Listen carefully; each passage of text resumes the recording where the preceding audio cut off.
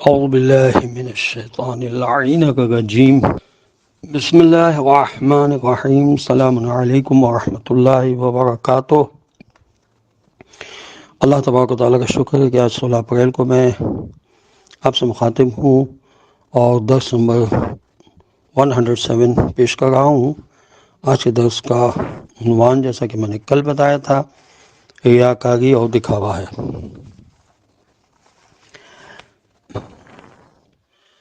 حرام اور پست اخلاقی صفات میں سے ایک ریا، جس کو سمعہ بھی کہتے ہیں، یہ ہے، اور جو خدا کی ناراضگی سے غضب اور اس کے غضب اور اعمال کی نابودی کا موجب ہوتا ہے۔ بالفاظ دیگر ریا اور سمعہ یعنی اپنے عبادی اعمال وغیرہ کو غیر خدا کے لیے انجام دینا اور دوسروں کو عبادت میں شریک قرار دینا، یہ مہلک گناہان کبیرہ میں سے ہے۔ علماء اخلاق اور سیر و سلوک کے اساتذہ نے ریا کے 3 اساسی امکان کا ذکر کیا ہے، جن میں سے ہر رکن کے 3 درجات ہیں، اور اس بنیاد پر ریا 3 رکنی اور 9 درجات رکھتا ہے۔ البتہ یہ تمام رکن اور درجات ریا کی وہ اقسام یعنی ریا مخفی اور ریا جلی میں تقسیم ہوتی ہیں، اور اسی طرح ریا کی بیماری کے مختصراً 5 اصل اسباب بھی بیان کیے گئے ہیں۔ یہ بات بھی قابل ذکر ہے کہ ریا کے مراتب میں اختلاف کی بنیاد پر اس کے درجات کی شدت اور اس کے آثار و نتائج بھی مختلف ہوتے ہیں، مگر ایک چیز جو ریا کی تمام اقسام اور درجات میں پائی جاتی ہے، وہ ریاکار پر خدا کا غضب اور اس کی ناراضگی اور قرآن و روایات کی روح سے ریا کی مذمت اور حرمت ہے۔ قرآن مجید صریح اور واضح انداز میں ریاکاروں کی شدید مذمت کرتے ہوئے فرماتا ہے کہ تباہی ہے ان نمازوں کے لیے جو اپنی نمازوں سے غافل رہتے ہیں اور دکھاوے کے لیے عمل کرتے ہیں۔ ویل للمصلین الذین هم عن صلاتهم ساہون۔ قرآن کریم میں اور آیات بھی ہیں جن کے بارے میں بعض مفسرین کہتے ہیں کہ اس میں ریا کو پیش نظر رکھا گیا ہے، اور اس کے علاوہ ایسی آیات قرآنی جن میں اخلاص کو سراہا گیا ہے اور ریا سے دوری کی ستائش کی گئی ہے، وہ خود بخود ریا کی مذمت پر بھی دلالت کرتی ہیں۔ روایات اور احادیث میں بھی متعدد مقامات پر ریا کی مذمت کی گئی ہے، جن میں سے بعض کی جانب یہاں اشارہ مفید واقع ہو سکتا ہے۔ رسول کریم صلی اللہ علیہ وسلم نے فرمایا کہ میں تمہارے بارے میں شرک خفی سے پریشان ہوں۔ پوچھا گیا یا رسول اللہ صلی اللہ علیہ وسلم شرک خفی کیا ہے؟ تو آپ صلی اللہ علیہ وسلم نے فرمایا ریا روز قیامت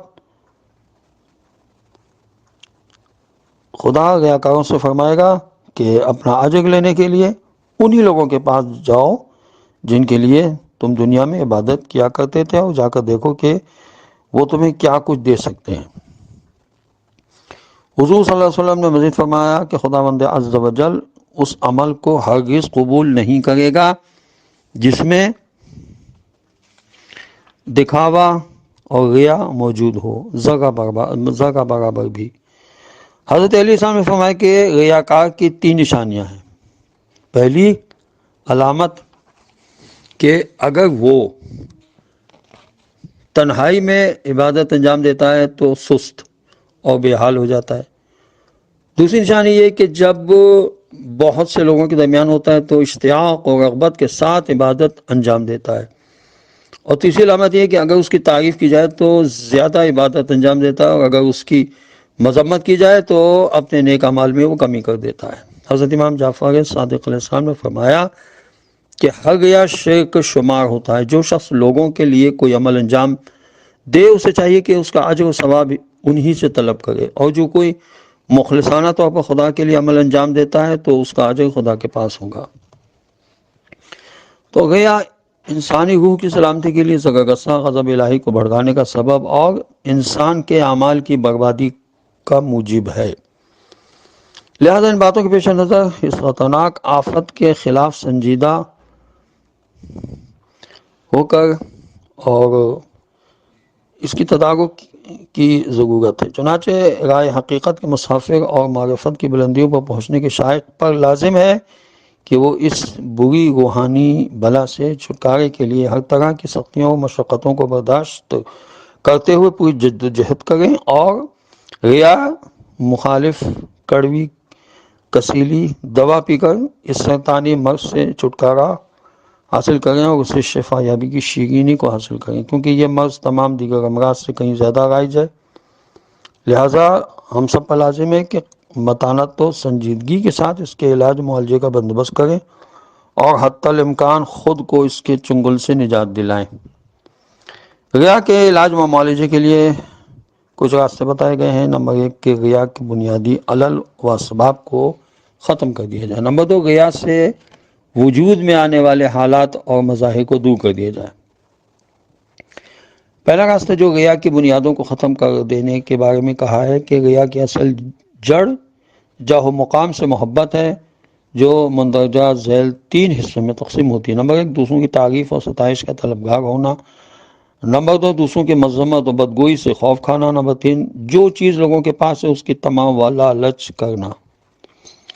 مثلا ریاکار شخص جہاد میں اس لیے شرکت کرتا ہے تاکہ دوسرے اس کی تعریف کرے۔ یہ جب سخاوت مند افراد کے درمیان ہوتا ہے تو دوسروں کی مذمت کے خوف سے بذل و بخشش کرتا ہے یا مال غنیمت کے حصول کے لیے جنگ میں شرکت کرتا ہے۔ مندرجہ والا 3 مواقع سے نجات کے لیے عملی 2 راستے پائے جاتے ہیں۔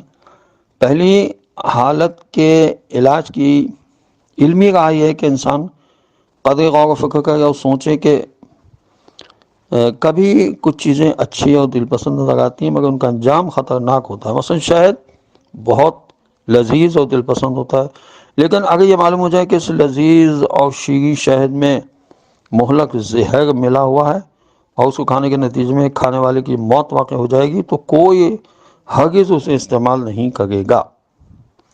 بالکل اسی طرح ریاکار انسان کو سوچنا چاہیے کہ دوسروں کا تعریف و تمجید کرنا یا ان کا اس کی مذمت نہ کرنا عارضی اور جلد گزر جانے والے امور میں سے ہے، اور اس کے مقابلے میں جو چیز باقی رہے گی وہ غیظ و غضب پروردگار کا ہے۔ اگر انسان اپنے آئندہ حالات اور مسائل کو محسوس کرے اور دل کے کانوں سے سنے کہ روز قیامت خداوند متعال اس سے خطاب کرے گا اور کہے گا اے ریاکار تجھے شرم نہیں آتی کہ تو نے لوگوں کو اپنے خدا پر مقدم جانا، ان کے خیالات کو اہم سمجھا اور خدا کے خیال کا مذاق اڑایا۔ تو نے خدا کے غضب کے عوض لوگوں کو پسندیدگی کی خاطر ان کے سامنے کام کیا، تجھے خبر نہیں کہ ان کے نزدیک ہو کر تو خدا سے دور ہو گیا۔ تو نے ان کی مدح و تعریف کو خدا کی مذمت کے بدلے خریدا ہے، ان کی خوشنودی کو خدا کی خوشنودی پر ترجیح دی ہے، اور تیرے نزدیک خدا سے زیادہ اور بے حیثیت اور معمولی اور کوئی چیز نہیں ہے اور کوئی بھی نہیں تھا۔ بے شک اگر انسان اس روز بارگاہ الہی میں اپنی شرمندگی اور ندامت کا تصور کرے تو کیا پھر بھی عبادت اور نیک اعمال میں ریا و خودنمائی کی فکر اس کے ذہن میں آ سکتی ہے؟ بالکل نہیں۔ واقعی اگر ریاکار شخص ریا کے انجام کے بارے میں غور و فکر کرے اور اسے پتہ چل جائے کہ اس صفت کی وجہ سے اس کے اعمال صالحہ کا تمام اجر و ثواب برباد ہو جائے گا، اس کے گناہوں میں اضافہ ہو جائے گا، وہ اپنے لیے آتش جہنم مول لے رہا ہے اور وہ جنت کی دائمی نعمتوں اور انبیاء و اولیاء الہی علیہ السلام کی ہمراہی سے محروم ہو جائے گا، تو یقیناً ریا سے ہر انسان دوری اختیار کرنے کی کوشش کرے گا، اسے ترک کرنے کی کوشش کرے گا۔ علم کے راستے ہمارے سامنے واضح ہیں کہ یعنی دوسروں کی مذمت کے خوف سے اس کا علاج کیا جائے کہ اسے معلوم ہونا چاہیے کہ دوسروں کی مذمت ہم سے کوئی ضرر نہیں پہنچا سکتی اور نہ ہی اس کے مقدر اور خدا کے لکھے میں کوئی تبدیلی لا سکتی ہے، کیونکہ نہ تو اس کے رزق میں کمی لا سکتا ہے کوئی، اور نہ ہی اس کی معین شدہ موت کو کوئی نزدیک کر سکتا ہے۔ اگر وہ اہل بہشت میں سے ہے تو کسی کی مذمت اسے اہل دوزخ میں نہیں لے جائے گی، اور اگر خدا کے نزدیک وہ عزت و آبرو رکھتا ہے تو دوسروں کی مذمت سے کبھی وہ ذلیل نہیں ہوگا۔ امید ہے کہ انشاءاللہ خدا نے چاہا تو یہ سلسلہ آگے بھی جاری رہے گا۔ خداوند عالم کی بارگاہ میں دعا ہے کہ پروردگار ہمیں معصومین علیہ الصلاۃ والسلام نے جن بری خصلتوں سے دور رہنے کے لیے ہدایت فرمائی ہے، ہم ان خصلتوں سے دور رہیں، ان صفات سے دور رہیں، اور اس کا علاج جو انہوں نے بتایا ہے اس علاج کو ہم کریں۔ خدا امام زمانے کے ظہور میں تعجیل فرما دے، ان کے اوان انسا میں شامل ہونے کی توفیق نصیب ہو۔ وآخر دعوانا الحمد للہ رب العالمین، وصلی اللہ علی محمد وعلی آلہ الطیبین الطاہرین المعصومین المظلومین۔